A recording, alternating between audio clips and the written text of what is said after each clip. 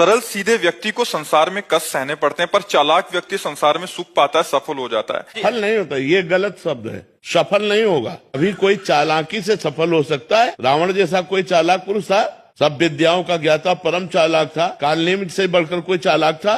पूरी संजीवनी बूटी जैसी ही द्रोणागिरी में हर औषधि को कर दिया और साधु बनकर बैठ गया। हनुमान जी ने मार डाला, राम जी ने रावण को मार डाला, रहा न को कुल रोवन हारा। चालाक पुरुष सफल कैसे हो सकता? नहीं, सीधा सरल पुरुष कष्ट पा सकता है, पर सफल सीधा सरल सच्चाई पर चलने वाला हो। जैसे धर्मराज युधिष्ठिर बिल्कुल सीधे थे, यहाँ तक इतने सीधे थे कि युद्ध क्षेत्र में कल कौन सी रणनीति है वो जाके दुर्योधन सीधे पूछ लेता था। भ्राताश्री कल कौन सा चक्रव्यूह रचना है वो बता देते थे। इसीलिए भगवान दो बैठक करते थे, एक युधिष्ठिर के साथ और एक युधिष्ठिर से अलग। युधिष्ठिर के साथ जो बैठक की वो चक्रव्यूह रचना ही नहीं होगी, क्योंकि वो दुर्योधन को पता हो। इतने सरल थे कि वो आके पूछ लेते, वो पूरी बात बता देते थे। तो आप देखो विनाश किसका हुआ? चतुर चालाक, जिसके साथ शकुनी, दुशासन, कर्ण, दुर्योधन के साथ इतने चालाक, चालाकी की हद थे ये लोग। तो क्या ये लोग सफल हुए?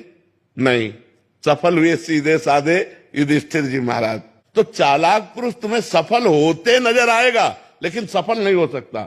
सीधा साधा पुरुष तुम्हें दुख भोगते नजर आएगा, लेकिन वो दुख भोगेगा नहीं, आगे चलकर वही विजय को प्राप्त होगा। थोड़ी यात्रा ऐसी है जिसमें संशय हो सकता है देखकर कि बेईमान, दुष्ट, चालाक, कपटी पुरुष उन्नति को प्राप्त हो रहा है और धर्मात्मा, ईमानदार दुख को प्राप्त हो रहा है। लेकिन परिणाम में जो सही चल रहा है उसका सही परिणाम होगा, और जो गलत चल रहा है उसका गलत परिणाम होगा पक्का।